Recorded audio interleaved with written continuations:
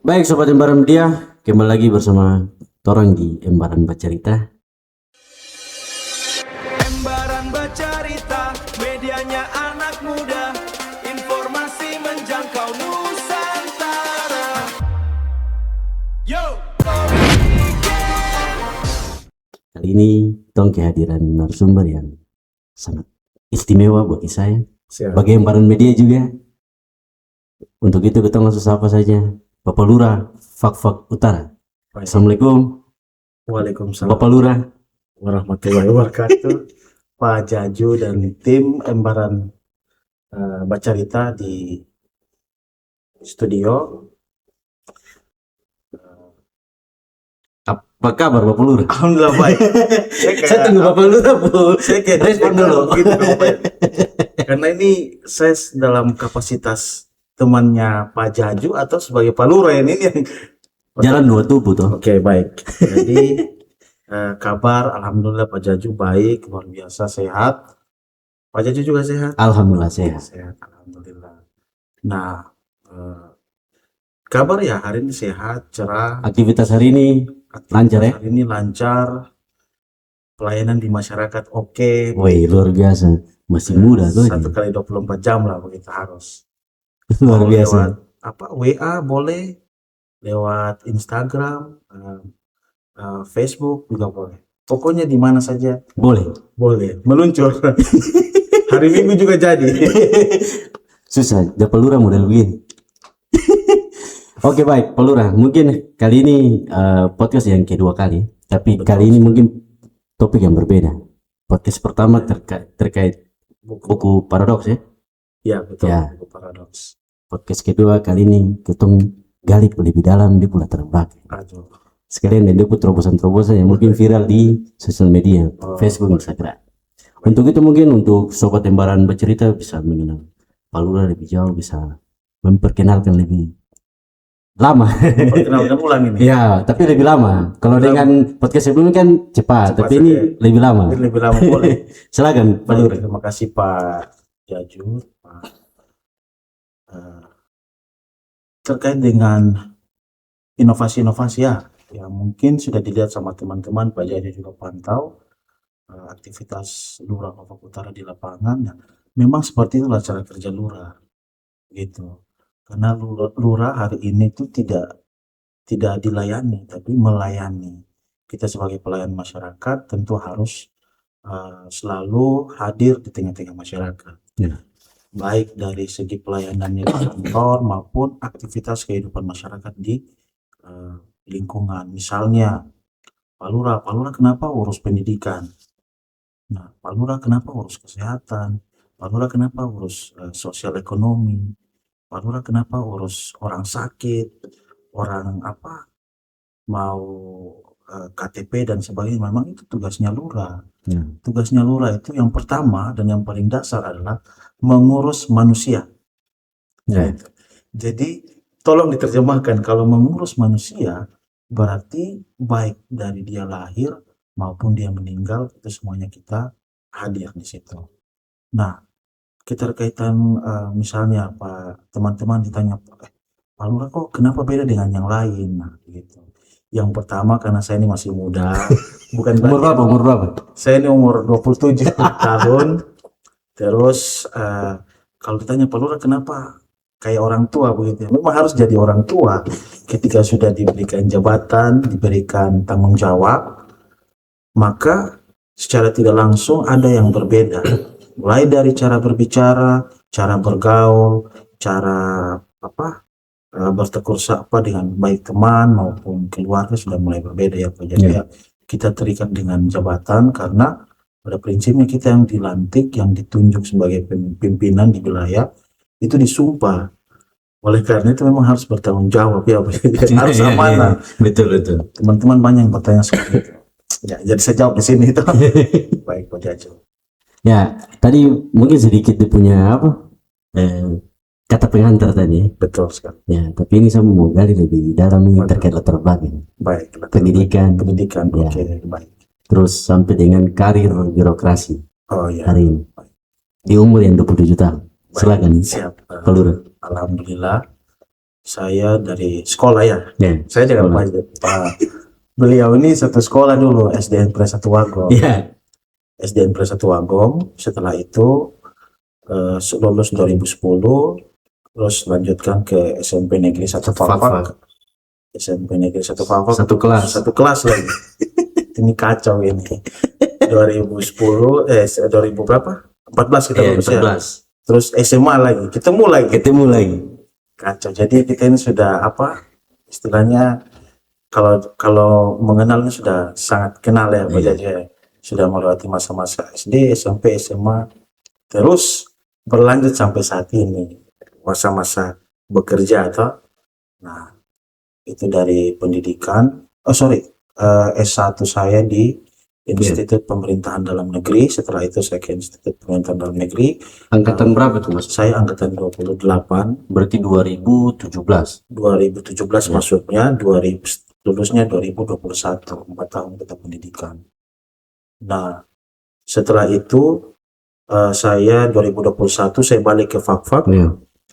Waktu itu kepala BKP SDM-nya itu Pak Umar Al-Hamid almarhum. Beliau menerima kami 5 orang. Di situ ada teman saya Pak Misrul Asari Naisin, Pak Fahrul Suweri, Ibu Ririn, Ya. Ibu Ika Melani, dan saya. Macam semua teman gitu. Semua teman. Itu sudah teman tuh kan Fak-Fak jadi. Nah, setelah dari situ Pak Jaju, kita diterima sama Pak almarhum waktu itu. Ya. Beliau sampaikan bahwa kalian ini pamong praja, pelayan masyarakat. Kalian itu harus ditempatkan di posisi paling strategis, yang paling dekat dengan masyarakat. Itu mana? Di kelurahan.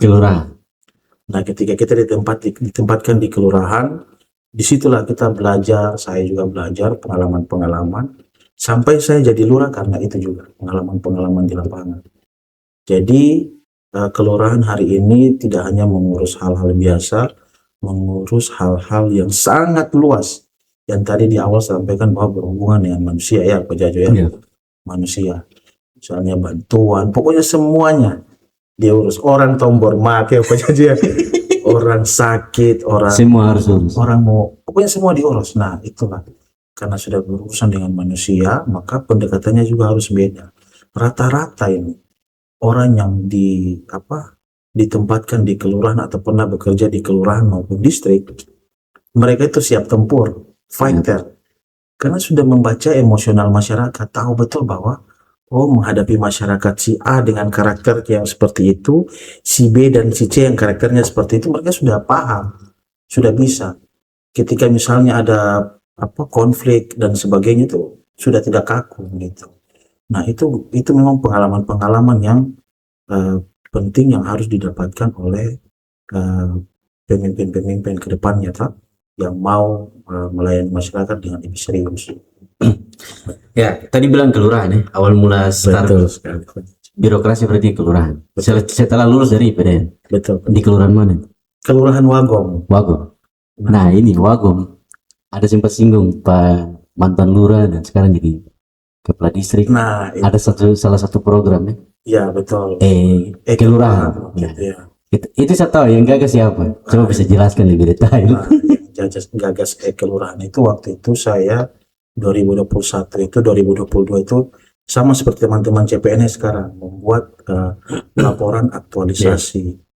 Nah, laporan aktualisasi karena saya di kelurahan, saya mencoba untuk bagaimana masyarakat itu tidak perlu datang ke kelurahan lagi, tapi urusannya terlayani sampai selesai.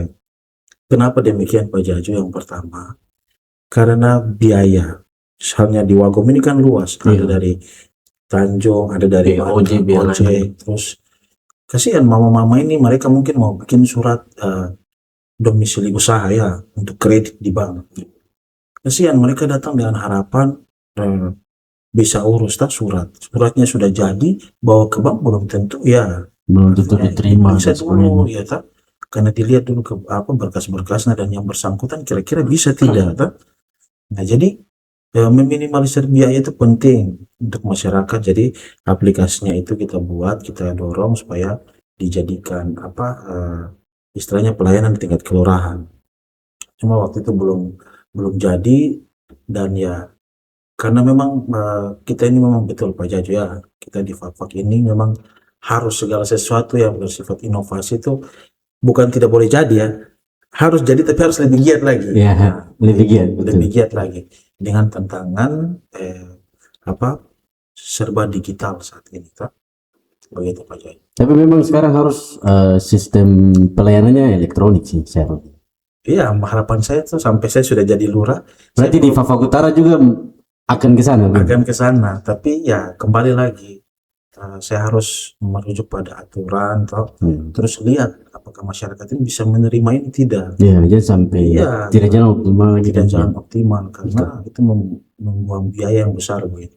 Tapi untuk mengarah ke sana selalu ingin supaya ada terobosan-terobosan yang kita buat. Bukan hanya saya saja. Misalnya ada anak-anak muda yang mau buat apa saja itu penting. Kayak Pak Jaju. Serius. Ya. Kita ini anak muda ya, saya Pak Jaju ini anak muda. Hari ini kita harus memberikan cerminan yang baik untuk teman-teman semua, tak? Karena nah itu ketika kita sudah diberikan panggung, harapannya kita bisa maksimal. Dan pemimpin yang baik, leader itu adalah super leader melahirkan leader. Artinya pemimpin yang baik harus melahirkan pemimpin lain lagi gitu. Supaya tidak stuck. Iya, tidak stuck, sehingga setiap generasi itu selalu ada pemimpin-pemimpin baru yang siap. Tapi memang Pak Lurah ini dari sekolah memang suka kelihatan. Mulai dari SD, SMP, apalagi SMP, karena satu kelas. Kalau SMA kan sudah beda jurusan. Ini bahas yang bagus-bagus kan, tidak bagus juga. Yang bagus. Oke. Karena SMP saya ingat ketemu kelompok ya. Boleh. Saya bisa cerita sedikit. Boleh, tidak apa-apa. Ketemu kelompok itu. Ceritain bolos juga tidak apa-apa. Bolos sama-sama gitu. Tapi Pak Lurah memang sempat bolos. Ini memang betul. Bolos. Setiap hari Senin, ini saya jujur saja. Setiap hari Senin itu saya itu tidak paling kalau hari Senin itu pengecekan kerapian selalu kita jongkok jalan jongkok atau tidak itu lutut. Iya, lutut di. Saya lupa apa namanya. Sikap tobat Sikap iya. Pakai lutut begitu. Gara-gara terrapi. Tidak rapi. Selalu paling depan. Nah, tapi begitulah. Biasanya yang nakal-nakal itu yang bagus ya. Biasanya nakal-nakal itu yang bagus. Jadi memang harus tuh nakal dulu di awal. Tapi nakal yang bagus-bagus tuh. Nakal yang bagus-bagus lah. Jangan nakal yang berlebihan. Nakalnya anak kecil. Toh. Jangan nakalnya anak kecil itu porsi orang dewasa. Iya, itu yang bahaya. Itu yang bahaya. Makanya kan saya mau cerita ya. Di SD, SMP itu satu kelompok ya. Kelompok melukis tembok SMP Negeri 1 Fakfak. Nah pada saat itu ketua kelompok itu Pak Lurah sendiri, saya ingat. Nah, terus mau disuruh melukis, karena Pak Lurah ini mungkin basicnya mungkin dari awal leadernya sudah ada, terus ditambah dengan jiwa budayanya ada, jadi disuruh gambar tomang dengan burung cendrawasih. Nah ketemu gambar habis sampai tidur di Bogor. Makan di rumah. Betul. Ya. Pengalaman. Kita ambil bubur kacang hijau ya. Bubur kacang hijau ya di rumah datang sampai selesai gambar. Betul. Habis itu campur semen baru kerja lagi. Pokoknya dari SMP sudah kayak tukang. Kita SMP itu memang sudah disuruh itu sudah ekstrim. Baru saya ingat ada ibu saya lupa ibu guru itu nama yang mengajar terkait mulok. Ini bahaya.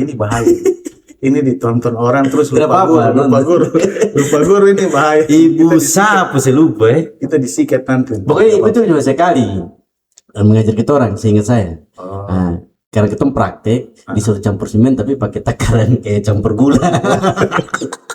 Baru pasir yang lebih banyak. Kenapa itu kan tapi itu loh itu kan buku. Kenapa sudah itu pengalaman tapi memang sosok leadership itu sudah ada. Kalau saya SMP mungkin terlalu tampil ya, nanti SMA baru tampil. Kalau Pak Jajun bukan tampil di laki-laki, tampil di perempuan. Iya. Jadi kalau laki-laki tadi kurang. Buka kartu lagi. Pak Jajun selama waktu saya SD, SMP, SMA, siswa yang bajunya paling rapi hanya Pak Jaju. Iya. Selalu di dalam, tidak pernah keluar. Tidak pernah Pak Jaju itu bajunya di luar, selalu di dalam. Ini saya sekarang sudah di dalam. Tapi gue bolos sama. kadang nakal, kadang idealis itu Pak Ya, Jaju. ya. Situasional. Terus Pak Jaju juga ini menarik juga ini. Beliau ini dari masih SMP. Ini yang podcast apa Ini ini? sudah tertarik dengan politik, makanya dia mengangkat. Nah, artinya begini, politik hari ini bukan politik yang itu ya. Politik itu luas. Luas. Misalnya saya berdebat dengan orang begitu, terus dalam perdebatan itu bagaimana caranya supaya dia kalah saya menang, itu politik. Ya. Dia dinamis ya. Iya, dinamis. Jadi politik itu tidak harus kayak itulah Itu politik. ya, Tidak. tidak bisa. Politik itu luas. Tergantung kita mau pakai teori yang mana, pendekatan yang mana. Terus tergantung cara. Tergantung cara. Strategi itu penting. Ya kembali ke Oh iya, birokrasi dulu. Ini kalau ketemu Mas. Birokrasi. Sekolah ini berarti panjang. Birokrasi. Birokrasi. Berarti dari kelurahan langsung pindah. Dari kelurahan saya sempat ditarik waktu itu ke Setuan. Oh, Setman dulu. Iya, sempat ke Setuan, tapi tidak lama juga habis itu saya ditarik lagi ke bagian pemerintahan di Setda. Oh. Nah, di Setda itulah baru saya banyak mempelajari tadi. Toh. Artinya karena pemerintahan ini luas, Berarti tidak jauh-jauh. iya sebenarnya. tidak jauh. Pemerintahan ini luas, makanya saya bisa tahu ini pendidikan, kesehatan, dan bahkan buat buku itu dari pemerintahan, waktu saya di pemerintahan, karena saya sudah dapat nih pengalaman di kelurahan, di Setuan, di DPR itu. Terus saya, setelah di bagian pemerintah lengkap. Jadi semua instrumen itu sudah masuk, toh. Jadi sudah saya buat karena pikiran saya nih, saya pengen orang melihat pikiran saya begitu. Ya. Sudah saya tulis dalam bentuk buku. Jadi silakan berekspresi. Toh artinya buku ini kan sebenarnya itu orang yang membaca buku itu orang yang melihat pikirannya yang pembuat buku, toh. Pembuat buku. Oh, cara pandangnya itu terkait ini tuh seperti ini, pengalamannya seperti ini, begitu. Dari pemerintahan langsung jadi Dari lurah. pemerintahan langsung setelah itu jadi alhamdulillah jadi lurah, dilantik pada 21 Mei tahun 2020. Berarti sudah jalan 2 bulan ya. 2 bulan lebih. 2 bulan lebih. Oh, 3 Nah, bulan. ketika memerintah di Kelurahan Fafak Utara, Oh, saya ada lihat terobosan baru langsung wajah kantor langsung berubah. ya itu begitu Pak Jaya. Jadi ketika saya Tapi ketika masuk itu ada hal-hal mungkin yang ya harus dibenahi banyak. harus karena saya ketika masuk itu saya lihat ini kantor pelayanan ya. Bagaimana kantor ini bisa membuat masyarakat nyaman, Ya. toh untuk datang. Terus apalagi kalau teman-teman di dalam tidak nyaman dengan kondisi kantor sendiri, artinya tidak ada warna-warna begitu, Ya. kan nyaman. Misalnya di studio ini ya Pak Jaju ya, kan kita harus duduk nyaman, ada AC-nya, ada apa, ini kan nyaman tuh buat Pak Jaju supaya tidak nyaman di ruangan ini begitu. Sama juga dengan di kantor Pak Jaju, saya berharap kantor ketika kita sudah misalnya perbaiki tadi kemarin, toh dicat, di apa itu penyegaran itu supaya teman-teman ini jadi semangat gitu. Oh, ada wajah baru, ada cara Rumput tinggi-tinggi Ya, dipotong. dipotong apa semua begitu toh. Jadi memang harus bersih pertama, yang kedua nah ini penting ini. Pengenalan ya. Ya. Kalau kita membuat misalnya Pak Jaju nanti sudah punya pacar entah ketemu pacarnya Ya, sih. harus membuat calon itu terkesima toh. Jadi ketika pendekatan pertama itu menentukan Pak Jaju ke depannya seperti apa. Nasibnya Pak Jaju dengan calon Berarti pacar. ilmu itu yang Pak Lurah pakai. Ilmu itu yang saya terapkan di pemerintahan. Jadi saya membuat kesan awal kepada teman-teman di kantor dan masyarakat itu bahwa saya ini serius loh. Kalau Pak Jaju dengan Bapak Mantu saya serius kayak begitu. Jadi saya memberikan kesan bahwa saya ini komitmen dengan apa yang saya ingin capai itu. Ya. Target saya di Kelurahan Fafak Utara itu caranya seperti itu Pak Jaju itu. Hari ini kita tidak boleh bicara, kita bahkan harus membuktikan ini toh. Kerja, kalau bisa kerja dulu baru bicara gitu. Ya. Buktikan dulu. Buktikan dulu baru bicara. Kalau belum buktikan baru bicara kan itu bahaya. opini saja. Opini itu kita harus hindari itu. Itu apalagi saya sudah bahkan setiap kegiatan saya rekam ya Pak Jaju ya. Ya. Misalnya ditanya, Pak Lurah, kira-kira Pak Lurah masuk ke rumah ini, Pak Lurah, saya ini dapat bantuan ke tidak? Toh? Nah ini sudah menarik, ini mengarah ke situ ya.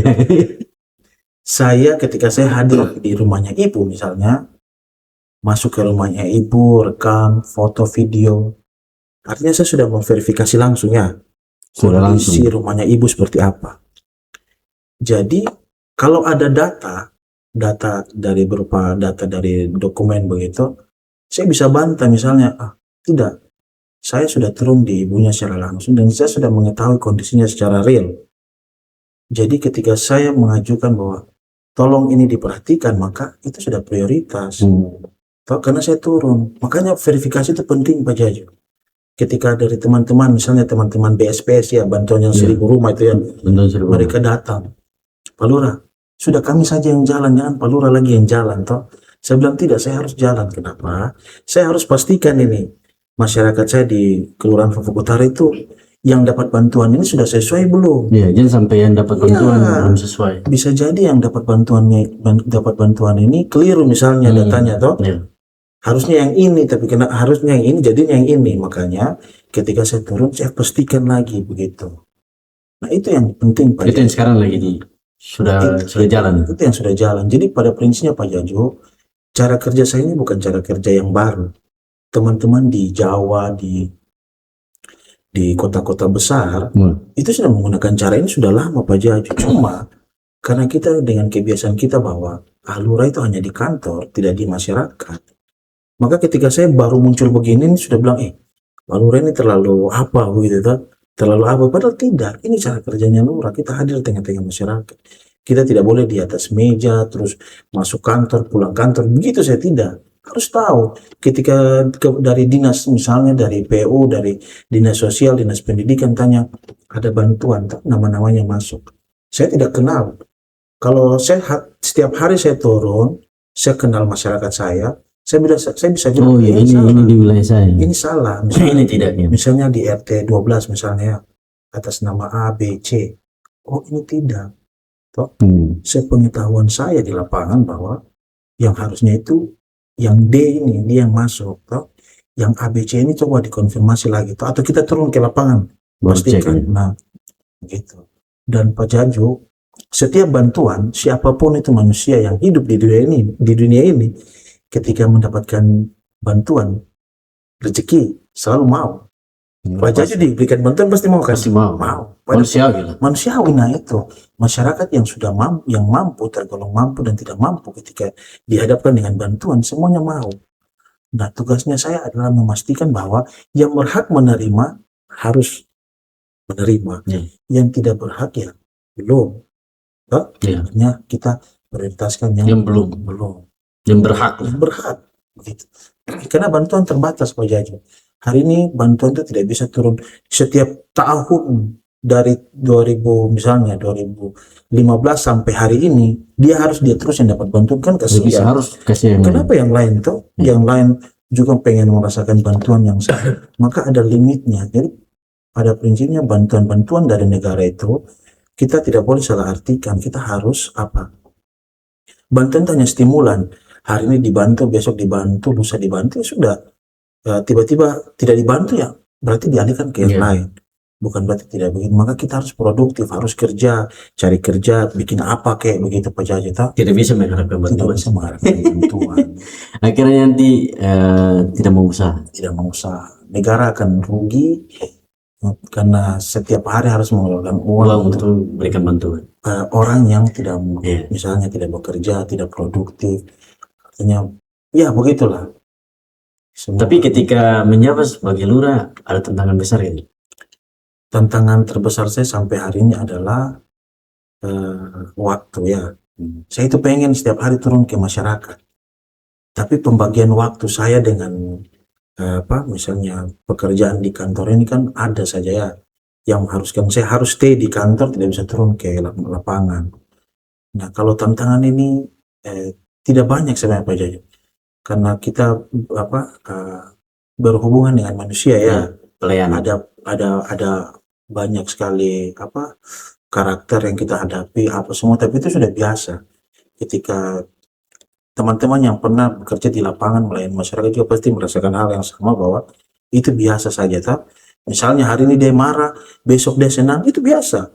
Atau hari ini dia senang, besok dia marah, itu biasa. Itulah pimpinan ketika masyarakatnya datang hari ini dia senang, besok dia tiba-tiba marah, tidak mau bicara. hari ini dia marah, besok tiba-tiba senang. Tergantung mood. Jadi itulah kita melayani manusia yang punya banyak karakteristik di lapangan. Ada yang dari suku A, suku B, ada dari agama Islam, Kristen, Katolik, Protestan, Hindu, Buddha, dan sebagainya. Jadi semua karakter-karakter itu lengkap di dalam satu wilayah kerja administrasi di Kelurahan Pulau Utara. Jadi saya juga harus bisa confidence, harus bisa memposisikan diri, apalagi kita masih muda ya, berhadapan dengan orang tua ini.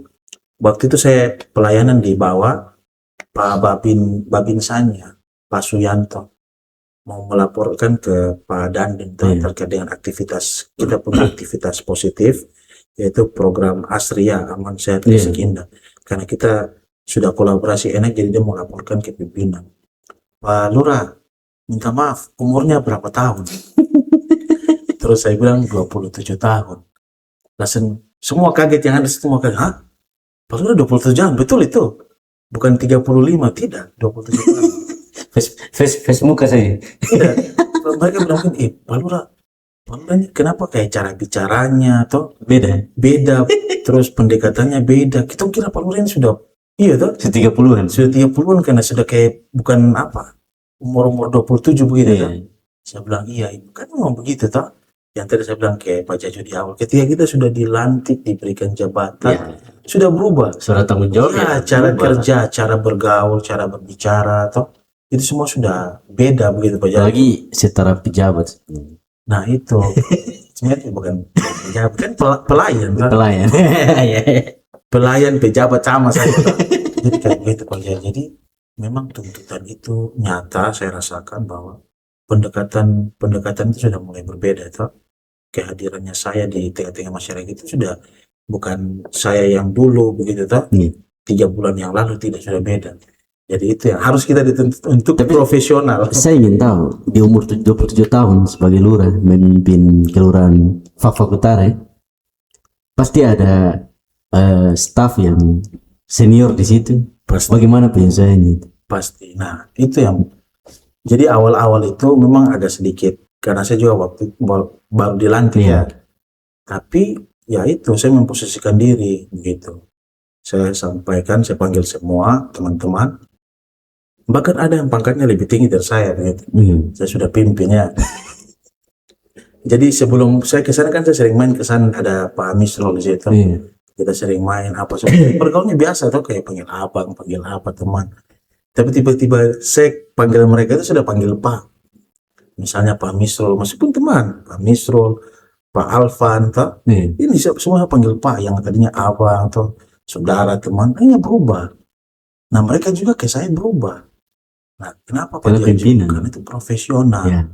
Saya dituntut untuk bisa memimpin satu wilayah kerja kelurahan, untuk memimpin teman-teman tadi yang ada di situ, yang kalau dari segi umur tuh senior saya, tapi saya harus pimpin.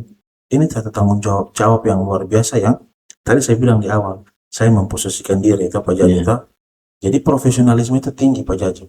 Ketika saya masuk kantor, Pak Misrol kalau di luar panggil teman atau panggil bahasa, kita punya bahasa dekat itu sokap begitu kan.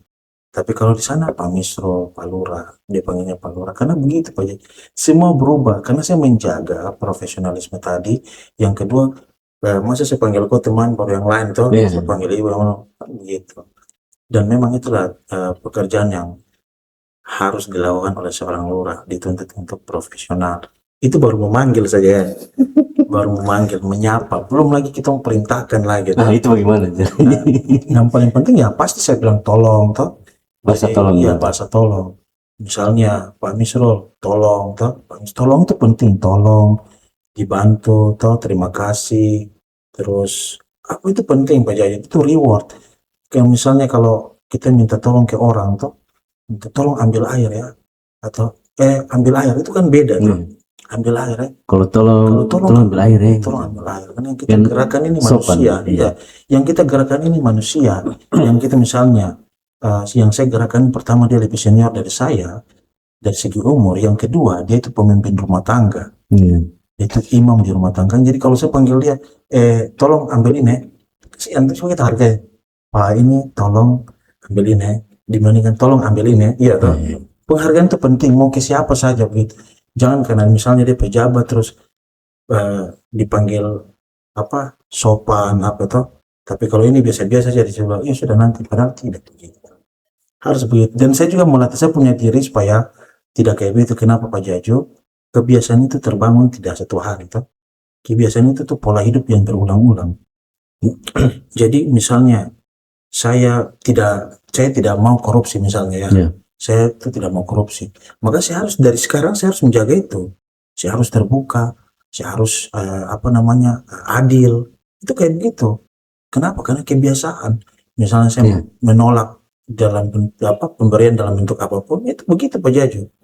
Kenapa? Karena ketika saya sudah terima itu, maka besok saya dihadapkan dengan situasi yang sama, saya terima. Kebiasaan. Dan sudah menjadi kebiasaan, mau tolak itu sudah berat. Ya, sudah begini, sudah banyak. Apalagi kita ini manusia yang punya keterbatasan tadi, ujian paling banyak. Jadi seperti itu Pak Jajo. Jadi dari sekarang ini saya mencoba untuk menjaga supaya tidak demikian. Saya waktu dulu pernah diingatkan sama saya punya senior, saya punya dosen, besok kalau balik ke di daerah kerja, jangan jadi bendahara. Kenapa? Karena kalian ini selalu siap. Nanti diarahkan ke yang ini siap, arahkan ke yang ini siap. Tahu ya gitu? Arahkan untuk baik siap, arahkan untuk mau masuk terlalu punya jurang siap. Nah, itu yang bahaya. Makanya aku bilang kalau bisa kalian tuh yang apa saja yang penting jangan ke situ toh. Karena loyalitas itu untuk kami itu yang utama. Kita dituntut untuk loyal kepada pimpinan, kepada senior. Jadi ketika tadi diarahkan ke hal-hal yang lain, masuk kayak api juga kita masuk. Karena siap tadi sudah dilatih 4 tahun kita di gambling untuk harus siap. Perintahnya misalnya perintahnya tidak logis toh, harus siap dulu. Atau perintahnya adalah jalan jongkok siap dulu. Mau perintahnya logis tidak logis, manusiawi tidak, kita harus siap. Nah itu sebagai memang pengalaman itu penting, karena ketika kita di lapangan itu kita harus siap toh, menghadapi apapun harus siap. Makanya dituntut untuk harus siap dan berani begitu. Luar biasa. Terus ada satu terobosan baru yang saya lihat di sosmed. Kenapa Lurah kan aktif di sosmed terus? Nah, saya bisa pantau. Ini baik.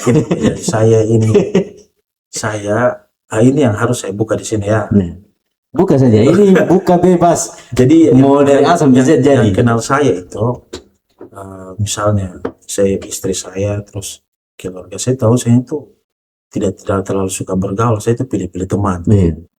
Pilih-pilih teman. Yang kedua bukan pilih teman ya. Saya itu pendekatannya itu kalau bisa dekat baru dekat toh. Karena menurut saya begini Pak Jajo, dengan kondisi yang saat ini pergaulan itu tidak ini ya, pergaulan sudah sangat bebas begitu.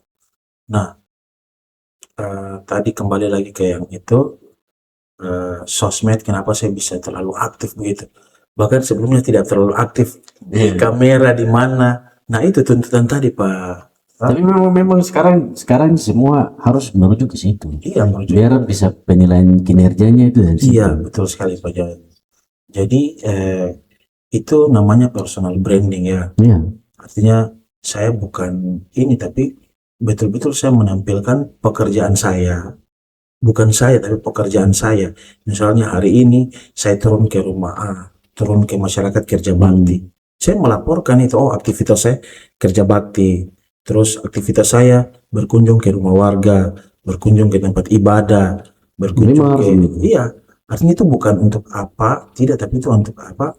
Kalau saya itu berkaca dari Pak Deddy Mulyadi, ya, Kang Deddy. Jadi Kang Deddy itu bukan pencitraan, tapi dia habit, kebiasaan. Dia bangun itu bahkan belum menjadi seorang gubernur, DPRD sudah begitu. Sudah ya, artinya sudah jalan. Misalnya kegiatan aktivitasnya direkam, apa itu sudah dibangun dari dulu. Jadi pencitraan dengan branding personal itu beda. Pencitraan itu tiba-tiba dia kayak sekejap begitu, kayak ada sesuatu terus tiba-tiba muncul. Terus dari yang dia lakukan, dari pribadinya dia dengan yang dia lakukan itu berbeda toh. Misalnya dia ini orangnya tukang marah toh atau Iya. malas. Tapi pada Tapi tiba-tiba saat ini rajin, rajin, terus tidak baik. Nah itu kalau saya itu Cuma seperti itu. pencitraan. Ya, itu pencitraan. Tapi kalau yang kayak Kang Deddy Mulia itu hebat karena dia konsisten dengan apa perilakunya. Itu misalnya dia baik. Saya awalnya melihat bahwa beliau itu bilang tuh kenapa begitu ya? Kayaknya ada man. Ternyata setelah saya ikuti 4 tahun dari rekam jejak beliau, ternyata ini habit kebiasaannya beliau. Luar biasa Pak Jaju. Iya, iya. Kalau mau bahas Dan kalau kita di KDM di Fafak ini Pak Saleh Siknon keren. mirip-mirip ya kayak Oh begitu. iya iya iya. Kita artinya seperti begitu. Cuma kurang tinggal branding lebih jauh. Ya di branding kalau Pak KDM ini kan Tapi kayaknya anak mudanya luar biasa. KDM kedua Palura. Tidak. Kan pelan-pelan. Namanya KDM itu hanya satu orang. Iya, Kang Deddy Mulia. Pendekatannya sama nanti misalnya Ibu Shirley itu. Nah, Ibu Sherly. Ibu Shirley pendekatannya beda lagi. Ibu Sherly kayaknya beda. Gayanya beda, gaya gini kan namanya gaya kepemimpinan tuh leader.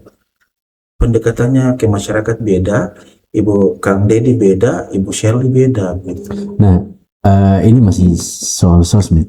Boleh. Tapi lebih ke aksi langsung turun lapangan. Oke. Yaitu di terminal Kokas ya. Oh, terima kasih. Yang contoh hari ini terminal itu kayak, wih, ini masih difungsikan atau tidak, difungsikan atau tidak. Pada saat keluar lewat Palura punya sosmed dan, ternyata masih difungsikan, masih ada aktivitas kendaraan di situ.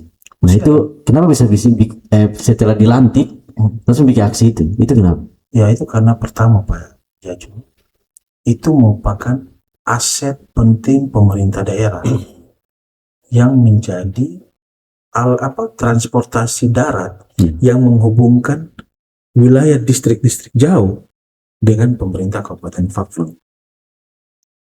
Jadi kalau itu lumpuh Pak Jaju, bayangkan perputaran ekonomi di wilayah itu seperti apa, ya toh? Ada retribusi, ada pajak di situ ya. Terus ada pasar di situ bahkan Pak Jaju. Pasar ikan ada. Ya. Terus kenapa toh? Maka perlu diaktifkan, mungkin karena sunyi. Strategi kita harus meramaikan ada begitu toh. Sehingga perputaran ekonomi itu ada di wilayah situ. Kalau dulu wilayah itu rame. Bahkan masih pasar lama dekat Polsek itu kan dulu semua di situ. Iya, semua di situ Pak Jaju. Jadi kalau saya Pak Jaju ketika saya dilantik kemarin, yang pertama saya itu karena pertama sesuai dengan program nasional Jumat bersih instruksi presiden ya, program ASRI aman sehat resik indah, terus misi pemerintah daerah yaitu bersih kotaku, terus saya lihat lagi bahwa itu aset, makanya saya langsung terjun di situ. Jadi ketika saya terjun itu sudah mencakup beberapa tadi toh, capaian visi misi kena, terus pembersihan tetap jalan, terus aset dibuka, harapannya saya dibuka lagi toh, ketika sudah bersih tidak kelihatan kumuh dibuka lagi. Kenapa? Tadi saya bilang itu aset. Masyarakat dari kampung-kampung ini tidak pergi ke Tambaruni lagi Pak Jaju, tidak pergi jualan lagi di mana pasar Torea yang dari gunung ya, dari Kokas, dari Teluk, dari Kelapa Dua, pasar Kelapa Dua. Mereka cukup sampai kalau dari kampung sampai di terminal Jalan Kokas itu mereka punya dagangan sudah bisa dijual. Jadi kan cuma sekali sayur keluarkan uang transportasi. Ya. Bayangkan Pak Jaju, mereka berangkat dari kampung sampai ke Fak-Fak harus turun lagi ke mana, pasar ini Tambaruni, atau mungkin kalau belum ini lagi dia buka lagi di Torea, atau buka lagi di pinggiran-pinggiran di kota. Toh kasihan Pak Jaju. Terus apakah kalau mereka buka itu sudah pasti laku? Belum tentu Pak Jaju. Makanya saya itu bisa melihat Pak Jaju ya, ketika saya sudah sering berhadapan dengan masyarakat yang berjualan karena memang butuh makan untuk memenuhi kebutuhan hidup, sama masyarakat yang berjualan karena memang itu profesi, sudah kelihatan. Jadi kadang saya pergi belanja itu saya biasa beli di mama-mama, pergi di ini, bukan karena ini saya kasihan. Mereka ini berjualan untuk kebutuhan hidup, kasih sekolah anak di kampung, terus kebutuhan besok lagi. Nah ini yang penting Pak Jaju itu. Terus meskipun dagangan yang dijual itu tidak seberapa ya, tapi sebenarnya kita sebagai orang itu sudah harus paham bahwa kasihan ini mereka jualan karena untuk bertahan hidup. Beda dengan orang yang berjualan karena memang profesi Pak Jaju, profesi harus kita lihat. Nah itu kita lihat hanya di mana, hanya di lapangan. Kalau kita jeli, kita bisa melihat lebih dalam lagi toh manusia itu seperti apa gitu Pak Jaji. Tapi memang ada aksi yang memang luar biasa menurut saya, karena langsung bersentuhan ekonomi dapat, Betul. Ya. Harus lingkungan bersih, Bersih. kesehatan berarti. betul. Semuanya dapat. Semuanya Pak dapat. Jaji. Penting sekali ketika kita turun itu ada penghimbauan lagi dari masyarakat, dihimbau itu. Supaya apa? Supaya tadi misalnya lingkungan bersih, tidak buang sampah. Kalau sampah menumpuk jadi sumber penyakit, sakit lagi, harus ke rumah sakit, dari rumah sakit lagi uangnya habis. Jadi kebersihannya, kesehatannya, pendidikannya, sosialnya, sosial ekonominya semua kena. Karena ini dinamika nih. Makanya misalnya SPM itu ada standar pelayanan minimal itu misalnya kesehatan, pendidikan, sosial itu selalu mendapatkan anggaran yang besar ya di sektor itu, karena itu melayani masyarakat. Coba kalau anggaran pendidikan dipangkas, Pak Jajo, percaya kita lumpuh. Anggaran kesehatan dipangkas, kita lumpuh. Bantuan sosial dipangkas, lumpuh itu. Makanya itu selalu urgent tuh tiga itu tadi, urusan tadi sosial, pendidikan, kesehatan itu tidak main-main perhatiannya begitu Pak Jaji. Saya ingin tahu di Kelurahan Fak-Fak Utara ya. Fak Utara itu terdapat berapa RT? Terus nah kalau RT-nya ya Pak Jaji ya. RT di Kelurahan Fak Utara itu ada 19. Banyak ya? Banyak. Penduduk banyak berarti. Penduduknya itu 10 ribuan lebih, bahkan 12 ribuan lebih. Berarti tidak jauh-jauh dengan Wagum. Wagum terbanyak ya. Di Kabupaten Fak-Fak Kelurahan Wagum terbanyak. Ya, terus kedua Fak-Fak Utara, Fak-Fak Selatan itu juga terbanyak. Setelah itu Fak-Fak Selatan, Fak-Fak Utara. Memang tadi aktivitas karena dekat kota ya Pak Jaji. Pertama di Wagum ini pusat pemerintahan di situ. Di Fak-Fak Utara itu perkotaan di situ, makanya itu aktivitas manusia itu banyak gitu. Terus ya itulah aset-aset, ada Stadion 16 November, ada GOR, ada apa lagi namanya pasar terus kantor Bulog juga di situ, puskesmas juga ada puskesmas di situ. Jadi memang SPBU di situ strategis. Jadi ya artinya saya manfaatkan aset-aset yang tadi ya Pak Jaji ya.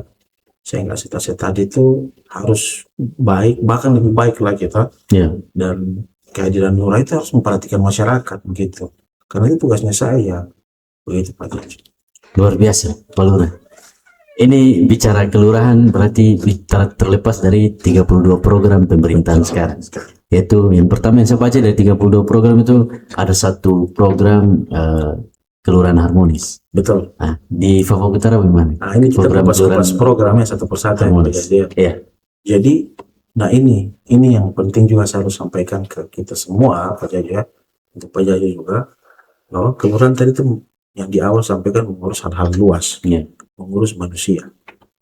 Segala jenis aktivitas pemerintah daerah, mau dari dinas, badan, itu semuanya pasti mengarah ke kelurahan, ke masyarakat, ke RT, ke manusianya. Nah itu yang saya sampaikan Pak. Jadi kita ini garda terdepan begitu Pak Jaji. Misalnya ada bantuan sosial, toh nama-namanya keluar sampai ke kita yang panggil masyarakatnya. Seperti jadi menjaga. Ya seperti begitu. Jadi bahasanya itu kayak masyarakat yang punya masyarakat itu kelurahan begitu. Yang punya kelurahan itu distrik begitu. Jadi seperti begitu itu administrasi, karena itu kita mengurus kewilayahan. Terus program Kelurahan Harmonis siapa Jaji ya, itu capaian kami 3 bulan ke depan ini kita sudah harus bergerak aktif begitu. Tahu dari 32 program ini ada 5 di Kelurahan Fak-Fak Utara. Yang pertama Kelurahan Harmonis, itu program pemberdayaan masyarakat ya. Pemberdayaan ini bukan hanya pemberian bantuan saja, tapi ada pelatihan dan sebagainya. Yang kedua, di situ ada RT Semangat ya. RT Semangat. Yang ketiga, itu Bumil Bahagia. Kenapa Bumil Bahagia? Karena berarti lebih ke posyandu. Iya, posyandu. Kita mengurus posyandu. Pak Jaji bilang, Pak Lurah kenapa selalu turun ke posyandu? Oh iya, iya. urus dorang, anak kecil apa semua, karena memang itu melekat di kelurahan Pak Jajo. Toh. Saya hanya memastikan bahwa masyarakat yang Planning lansia, jalan. iya, lansia, bayi, ibu hamil, semua ke posyandu. Karena di posyandu itu ada mereka apa namanya melakukan itu pengecekan kesehatan. Terus mereka sudah memantau perkembangan, misalnya ibu hamil, misalnya bayi, itu dari sekarang. Mencegah stunting itu dari posyandu. Itu yang namanya deteksi dini begitu. Dia mendeteksi bahwa oh ini tolong segera. Terus lansia, misalnya asam uratnya tinggi, kolesterolnya tinggi, gulanya tinggi, langsung Pak jangan ini begitu. Tanpa harus menunggu dia sakit dulu baru diurus. Nah itu tidak begitu Pak Jajo. Makanya kenapa saya selalu turun, karena tugas saya memastikan warga masyarakat Kelurahan Lebak Utara yang ada di setiap RT untuk yang sudah merasa lansia, anak bayi, balita, remaja, ibu hamil, tolong ke puskesmas. Tolong ke posyandu. Walaupun misalnya Pak Lurah, kan saya sehat, tidak apa-apa datang ke sana. Cek gratis kok. Cek darah, toh, cek apa namanya tinggi badan, lingkar kepala anak, apa sebagainya. Hanya untuk mendukung perkembangan anak ke depannya untuk Pak Jaji. Karena kita kan tidak bisa membedakan. Saya Pak Jaji tidak bisa membedakan. Misalnya anak ini dia stunting ya. Dia kena gejala stunting, yang bisa memastikan tadi kadar posyandu, karena dia sudah punya basic pengalaman kesehatan. Terus pihak puskesmas, toh nakes, dokter, dan teman-teman yang lain. Mereka bisa mengetahui bahwa oh dia itu stunting. Kita tidak bisa, Pak Jaji tidak bisa. Dia stunting, kenapa dia stunting? Oh mungkin pola hidupnya, oh mungkin dia itu kekurangan apa, gizi dan sebagainya, toh pemenuhannya tidak bagus, orang tuanya kerja jadi kasih makan Indomie misalnya, toh yang instan-instan. Itu juga berpengaruh. Sangat berpengaruh. Yang artinya yang instan bukan berarti tidak bagus ya. Instan itu bagus. Dokter Tirta pernah sampaikan, toh misalnya mie gorengnya apanya 1, telurnya 5, toh, oh itu bagus, itu sehat ya, toh. Karena itu kan karbohidrat saja, bukan racun ya. Kalau racun tidak akan dijual, percaya saya. Di sini saya tidak apa namanya, artinya bilang mie instan itu tidak bagus, tidak. Bagus juga, ada manfaatnya. Ada manfaatnya, tapi tidak boleh mie instan itu selanjutnya menggantikan. Yang tadi misalnya ada ikan, makan mie, tidak mau bikin ikan. Ada ayam, makan mie, tidak mau bikin telur. Gitu Pak Jaji. Jadi semuanya bagus, tapi tidak boleh berlebihan. Satu hari itu makan mie terus. Dan orang tua kerja begitu apa aja itu luar biasa, panjang lebar program kelurahan harmonis ya. Betul, itu baru kelurahan harmonis. Desa sama bayi senang, balita, bumil bahagia atau nah terus masih banyak lagi Pak Jajo. Ada Gen Z, Gen Z lagi, milenial Gen Z ceria.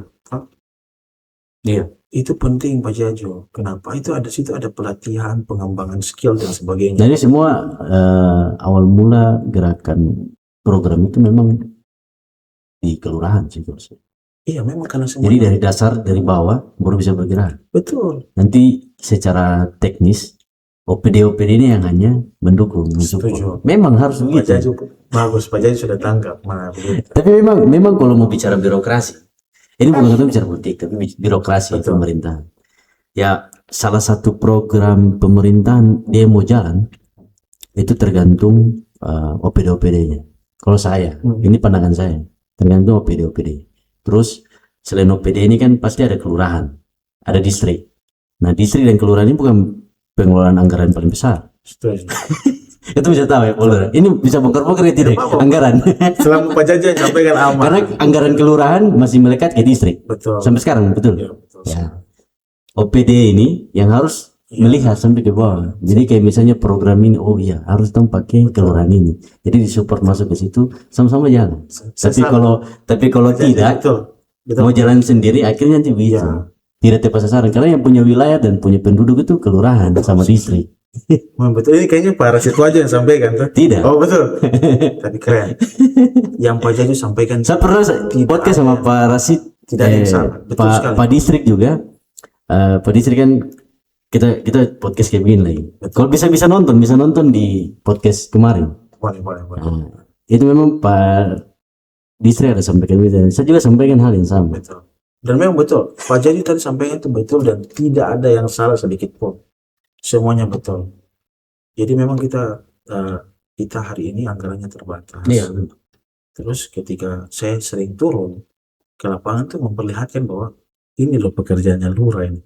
Bayangkan 1 kali 24 jam saya harus melayani masyarakat, memastikan mereka aman, nyaman, terus tidak ada masalah, tapi tidak didukung dengan yang tadi anggaran, Iya. support dari OPD. Nah itu juga nanti mempengaruhi saya loh. Tapi kalau saya didukung Pak Jaju, Itu pasti lebih menyala. lebih membara itu, Membara, menyala dan lain-lain. sehingga bisa membangun bersama rakyat. Toh. Iya. Tapi kalau tidak didukung ya kembali lagi. Tapi tidak apa, kita Tapi optimis saja. tapi saya bukan memuji Betul. Pak Lurah ya, tapi memang salah satu Pak Lurah punya terobosan atau gaya sekarang itu memang sangat luar biasa karena memang mungkin sesuai dengan usia, masih muda juga, Harus begitu. manfaatkan sosmed dan memang akhirnya Pak Lurah manfaatkan sosmed akhirnya jadi viral. Ya viral ya. Viral Kan? Pak Lurah tersadar namanya. Hanya lihat sampah saya viral ya. Viral Hanya lihat sampah saja FYP viral. itu kalau grafik di sosial media viral karena turun langsung yang saya ikuti ya, turun langsung melihat bantuan itu, memastikan tadi yang disampaikan di awal, bantuan rumah BSPS itu, terus aksi bersih-bersih di terminal, terus aksi bersih-bersih di kantor, itu viral itu tanpa disadari sebenarnya viral. Terus Pak Jaju, jadi itu yang tadi saya sampaikan di awal ya, bahwa semuanya itu pekerjaannya lurah dan sebenarnya saya tidak perlu misalnya kalau Pak Jaju tadi bilang puji-puji, tidak, itu tuntutan, itu yang menjadi memang seperti itu, bukan kita ini kan pemerintah, kita digaji oleh masyarakat, dituntut untuk melayani, ya seperti itu Pak Dia Jaju. harus buat begitu. Harus baik, kita kerja karena dibayar, harus kerja untuk baik, melayani masyarakat, bukan nanti baik terus dipuji, tidak, dituntut untuk baik. Ya. Itulah profesionalisme yang tadi saya bilang ke Pak Jaju, kita dituntut untuk baik, begitu. Jadi kalau tadi misalnya saya hanya cek sampah, saya minta maaf, saya hanya cek sampah saya Pak Jaju, viral. Saya hanya turun ke posyandu viral.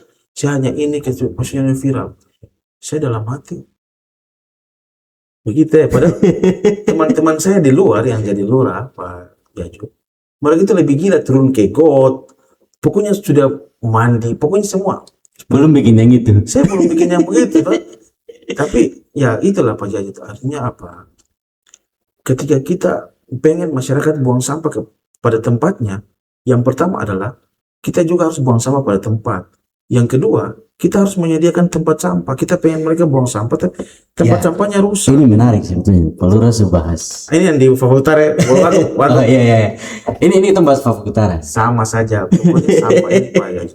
Tapi memang ini persoalan sampah ini memang Sampah. Jadi kalau belum terselesaikan yang baik gitu. misalnya kalau kita melihat daerah itu masyarakatnya banyak tuh, tempat sampahnya tidak ada atau kurang. Terus kenapa bersih? Berarti ini air garam semua ini. Nah, iya, bisa jadi. Betul. Lewat got dan turun aja air garam. Buang ke air garam tuh malam-malam padahal itu salah. Lebih mencemari lingkungan. Nah itu penting Pak Jaju, makanya kita punya tugas. Ketika kita menghimbau kepada masyarakat, saya juga harus tahu nih ada batasan bahwa saya juga harus meyakinkan mereka untuk buang sampah pertama, yang kedua menyediakan fasilitas. Misalnya ini tempat sampahnya ini toh, jangan kita suruh buang sampah tempat sampahnya hancur, rusak. Mau dibuang di situ sama saja toh. Kasihan akhirnya yang tadi misalnya di Fafak Utara itu di depan SMK Yapis itu ya, itu kan sampah-sampah karena bingung persampahan di atas itu terlalu. Tapi memang tempat sampah di depan sekolah itu tidak bagus. Nah, tidak strategis tapi ya. Tidak strategis. Nah, makanya ada program namanya kolaborasi dual track ekosistem. Nah itu yang sekarang kita lagi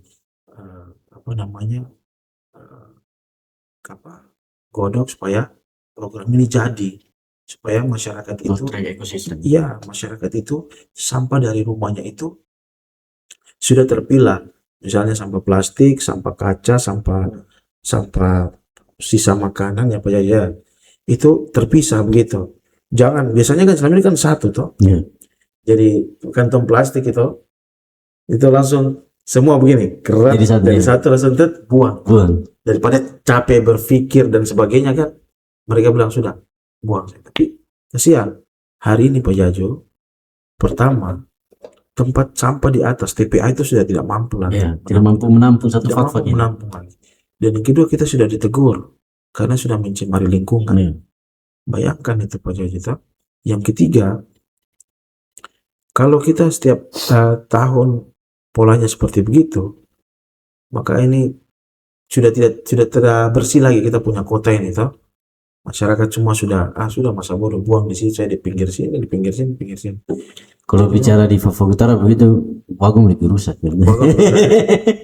Cuma kan beda wilayah. Iya, ini. Tapi sampai ini menjadi kolaborasi kita bersama, Iya. karena melibatkan banyak OPD ya di dalamnya. Ada PU, ada lingkungan hidup, ada apa namanya pertanian, perkebunan. Iya. Kenapa? Karena sampah organik itu nanti diharapkan jadi energi, jadi pupuk, diolah lagi jadi energi. Jadi terurai habis begitu Pak Jajo ya. Jadi sampah itu tidak bukan sampah lagi nanti bahasanya. Kayak air ini toh, Ya. saya minum kan jadi sampah ya. Sama. Tapi kalau kedepannya polanya seperti tadi, kita menerapkan tadi kolaborasi tadi, maka sampah ini jadi sesuatu, jadi sesuatu yang bernilai begitu toh. Nah, begitu. Jadi sehingga masyarakat itu di dalam rumah kita itu bisa tahu, oh saya minum ini, saya simpannya jadi sesuatu. Ya. Misalnya waktu kita kecil tuh Pak Jajo tuh, misalnya waktu kecil itu kalau hari-hari besar itu kan kita jalan lele kaleng kosong tuh, kita kumpul kasih jadi satu terus jual tuh, kayak begitu. Nah, plastik ini kan kita rasa tidak ada nilai, padahal ini ada nilai. Di Jawa ini ada nilai. Ada nilai, semuanya bernilai. Nah, segala sesuatu yang kita bayangkan bahwa itu tidak bernilai, maka itu akan kita. Tapi kalau misalnya dia bernilai Pak Jajo, Pasti menjaga. pasti kita jaga. Sekalipun itu misalnya sampah sisa makanan itu, kalau dia bisa misalnya minyak goreng bekas tuh, kalau misalnya daripada dibuang, mending di mana dikumpulkan di satu tempat tuh, terus kita jual, lumayan juga ya, daripada dibuang tuh. Nah, itu kalau kita tidak paham nilai dari suatu benda itu, maka kita akan biasa saja. Tapi kalau kita paham, kita jaga. Betul, luar biasa.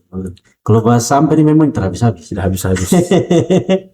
Tapi memang kalau saya, pandangan saya, kalau soal sampah ini memang kembali lagi ke pengelolaan tadi. Cara pengelolaan. Terus ada tempat, kalau memang penampungan TPA di Kadamber ya, itu memang tidak muat. Tidak bisa, harus lahan baru, harus bikin langsung jadi, memang bisa ada tempat pengelolaan yang menghasilkan uang di situ. Iya, artinya kan kenapa selalu kita bilang, oh ada nilai di situ toh? Karena tadi karena ketika itu ada nilai, mereka bilang, oh sudah, artinya saya simpan toh. Tidak, misalnya tidak langsung yang saya bilang Pak Jajo, dibuang saja begitu toh. Botol plastik, botol kaca itu dibuang cuma-cuma saja. Tidak, ketika ada nilai, kita kumpulin jadi satu nanti sudah banyak baru kita jual gitu. Jadi ada namanya bank sampah hijau. Itu kayaknya sudah di sini. Sudah ada. Dan ya harapannya ya itu tadi toh, bisa setidaknya ketika ini menjadi bisnis ya Pak Jajo ya, mengurangi tadi bisa produksi sampah di masyarakat toh. Kita tidak temukan di jalan-jalan secara bebas bahwa ini sudah tidak begitu. Iya. Baik, oke Pak Lurah. Itu program kelurahan. Dan hari ini tidak lama lagi menyambut 17 Agustus. Himbauan untuk masyarakat kelurahan Papua Utara yang sudah terkait dengannya siap-siap untuk lomba 17 Agustus. 17 Agustus. Yang hanya euforia Piala Dunia saja. Betul. Ya, karena Portugal bulan-bulan. Lanjut Pak Lurah. Jadi ini singgung Portugal jadi euforia ya. Iya. Itu boleh. Kita suka dengan negara A, negara B boleh. Tapi tanah air itu beda ya. Tanah air itu beda begitu. Jadi Papua Utara juga. Karena ini momen 17, mari sama-sama kita membenahi diri lagi bahwa kita ini sudah sesuai tidak toh? Nasionalisme kita itu bagaimana toh? harus kita lihat lagi. Kita ini cinta tanah air tidak, itu penting Pak Jaji toh. Boleh itu Piala Dunia dan sebagainya, tapi 17 Agustus ini harapannya meriah ya. Kita melihat perjuangan pahlawan, terus nilai-nilai yang mereka berikan ke kita. Sampai hari ini kita menikmati itu hasil kerja kerasnya mereka ya Pak Jaji, yang tidak terdokumentasi, yang tercatat sehingga ada yang menjadi pahlawan, ada yang tidak. Tapi itu kan yang tidak terlupakan ya. Makanya dalam berdoa itu yang jadi dan tidak ada itu cuma kita doakan toh. Yang kita lihat dan tidak lihat, yang berjuang, terus dia ada ininya namanya, ada yang tidak ada namanya, kasihan. Kita jaga ya Pak Jaja ya. Jadi 17 Agustus ini masyarakat Fak Utara, Kelurahan Fak Utara itu harus itu menumbuhkan jiwa nasionalismenya tadi itu dengan apa, misalnya pasang bendera, terus apalagi kalau ada aktivitas dalam memeriahkan misalnya lomba-lomba kegiatan ikut, misalnya kita Fak Utara buat lomba kebersihan ya Pak Jajo ya. Oh, ada buat lomba kebersihan. Ada lomba kebersihan. Lomba kebersihan itu ya tadi untuk masyarakat mengingat lingkungannya tadi. Ada strategi juga terkait dengan sosialisasi kolaborasi tadi ya. Jadi ada lomba, ada sosialisasinya juga. Jadi sekalian ya. Dan tadi Pak Jajo bilang bergerak dua dapat begitu toh. Seperti itu. Terus kita di Fak Utara itu ada tarik tambang. Ada jadi sudah ada kegiatan untuk memeriahkan ini. Betul, ada voli dan sebagainya, gawang mini begitu. Nah, di kita ini merayakan itu harus dihikmat, terus lingkungan juga harus bersih. Harapannya kebersamaan ini bisa mendekatkan tali silaturahmi lagi ya Pak Jajo ya, dengan masyarakat, dengan sesama mungkin kita masyarakat di kelurahan seperti begitu. Intinya lebih mencintai tanah air lagi gitu. Harus begitu. Apalagi yang anak-anak muda ini, Pak Jajo, Pak Jajo, kita juga harus menyampaikan ke teman-teman semua yang anak muda bahwa kita harus mencintai kita punya negara, kita harus mencintai kita punya negeri, karena kalau bukan kita siapa lagi, kalau bukan sekarang kapan lagi gitu. Itu dalam sekali Pak Jajo toh. Makanya saya yang muda, Pak Jajo juga muda, kita ketika diberikan potensi, besok-besok kita sudah tidak ada di dunia ini, kita berdiri di hadapan Allah Subhanahu wa Ta'ala, terus Allah tanya, "Hei kau, saya sudah berikan kau potensi yang begitu besar, toh? Saya sudah berikan kau potensi yang begitu besar, tapi kau hidup itu kau bikin apa? Kecil saja nih kak. Saya kasih kau potensi yang besar, toh?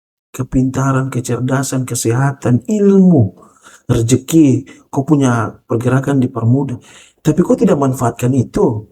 Sudah, kau masuk ke kamar sebelah dulu lah. Kan kita malu tuh Pak Jajo tuh. Tapi ketika Allah berikan potensi yang biasa saja, tapi kita manfaatkan tuh. Saya Pak Jajo, kita sudah tidak ada di dunia, kita berdiri di hadapan Allah bisa menjawab dengan Nabi Muhammad, kita berdiri, kita tidak malu.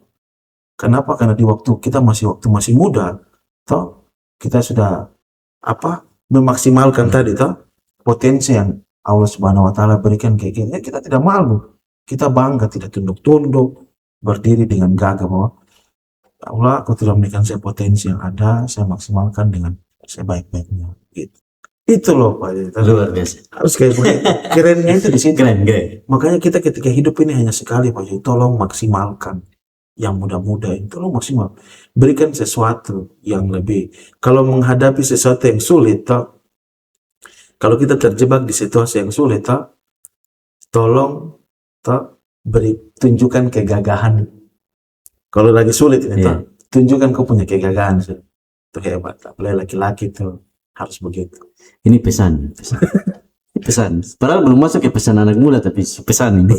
Apa nanti kan anak muda, terus nanti mau yang ketua. Biasa. Karena kita yang lagi ada sekarang ini Pak Jajo, kita akan tua. Ya, semua pasti di situ. Besok Pak Jajo berputar terus. Ya, 10 tahun ke depan nanti ada anak muda seperti saya dan Pak Jajo berbicara soal fak hari ini.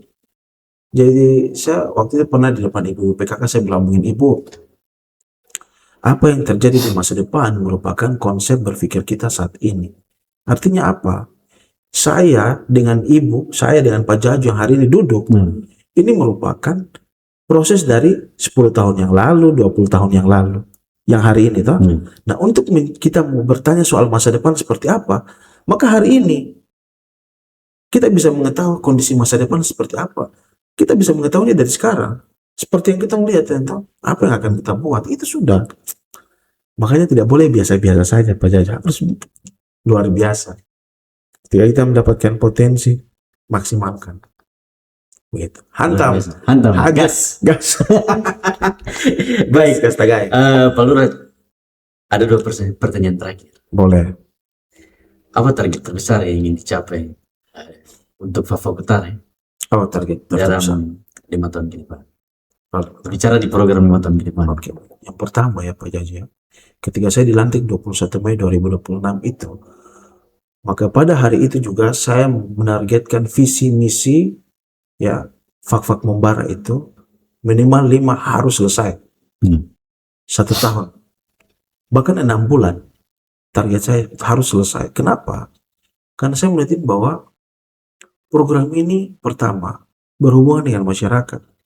Kita tidak perlu banyak strategi sebenarnya untuk mencapai target itu. Cukup kita menentukan fokusnya kita bahwa kita pengen itu selesai, maka itu saja. Maka harus lakukan ini. Gitu. Nah, target saya adalah visi misi ya, Pak Jajo ya. Target saya visi misi bukan 5 tahun. 1 tahun ini harus selesai. Program Kelurahan Harmonis, RT Semangat, Bayi Senang, Bumil Bahagia, Bersih Kotaku, Milenial Gen Z Ceria. Harus clear. Saya komitmen. Kenapa? Karena saya sudah melihat bahwa ini terukur. Sebelum saya bergerak, saya mengukur apakah ini bisa dilaksanakan atau tidak. Padahal hal kecil ini kalau hal kecil. Ketika saya sudah mengukur, saya lihat ini bisa dilaksanakan. Saya sampaikan ke depan masyarakat. Kita gas. Karena ini bisa dilaksanakan. Karena sebelum kita bergerak, kita harus berpikir ya Pak Jajo ya. Kita harus mengukur dulu kemampuan kita.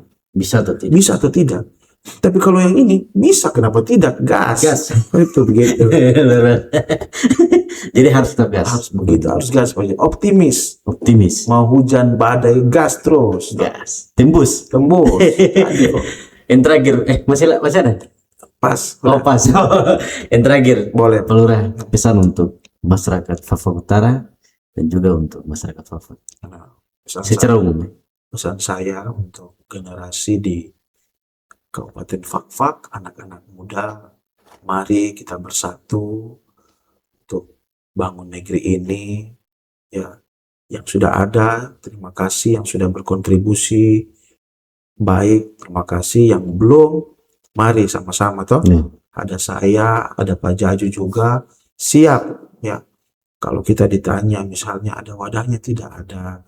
Terus ada orang yang bisa bantu, ada. Kita semua siap menerima. Saya, Pak Jaju, dan teman-teman yang lain, teman-teman Embaran juga siap menerima.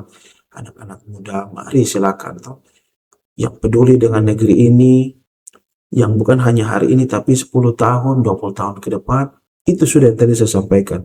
Apa yang terjadi di masa depan merupakan konsep berpikir kita hari ini ya. Kita bicara 10 tahun, 20 tahun ke depan, itu hari ini. Hari ini sudah. Dari sini. Dari hari sini. Tindakan kecil apa yang kita buat untuk mencapai hal tersebut. Kita berpikir untuk yang lain, maka harus bersatu. Karena kalau kita tidak bersatu, kita bercerai-berai, kita runtuh, maka itu akan mempengaruhi kita ke depannya. Berdirinya negeri ini dengan baik, bagus, kokoh, solid, semua tergantung anak muda dari hari ini. Jadi anak-anak muda ini semua ini punya tanggung jawab besar untuk negeri ini toh. Punya tanggung jawab besar. Karena suatu waktu kita orang ini sudah toh, yang nanti tua, nanti ada yang di bawah kita lagi. Jadi itu pesan dari saya, tolong, karena kalau bukan kita siapa lagi? Kalau bukan sekarang, kapan lagi? Luar biasa. Terima kasih banyak Pak Lurah atas waktunya. Kasih Pak Jaji. Luar biasa sekali, banyak ilmu, pesan yang disampaikan kepada Sobat Embaran Media. Semoga mungkin nanti akan podcast lagi ya, dengan topik-topik berbeda. Siap podcast. Sukses dalam tugas. Amin. Makasih Pak Jajo juga dengan teman-teman. Amin. Terima kasih banyak. Dalam tugas kalau bisa lebih tek ringko deh. Lebih apa? Kalau petasan itu kan biasanya yang kecil-kecil dulu tuh. Kecil-kecil naik baru menyala tuh kali. Kecil-kecil dia naik Berbunyi. naik baru dia kayak padam dulu tuh. Baru habis dia boom. Harus kayak gitu Pak Jajang. Iya. Gambaran harus kayak begitu. Terima kasih lagi saya sudah diundang untuk masyarakat Fak-Fak dan teman-teman semua yang di media. Terima kasih. Semoga kita bisa lebih baik hasil pertemuan ini, pikiran-pikiran kita Amin. berapa menit tadi, berapa 1 jam tadi ya. Iya. Itu menjadi sesuatu yang bermakna, bernilai dan ada pesan-pesan yang mungkin baik. Kalau yang tidak bagus tadi lucu-lucu, bolos-bolos jangan ya Pak Jajang. jangan diikuti. Jangan diikuti. Itu ketong berbagi saja. Berbagi. Pengalaman. Terima kasih Pak Jajang, luar biasa. Luar biasa Pak Lurah. Oke Sobat Emaran Media, sekian podcast hari ini bersama Pak Lurah Fak Utara. Emaran Media, medianya anak muda, informasi menjangkau Nusantara.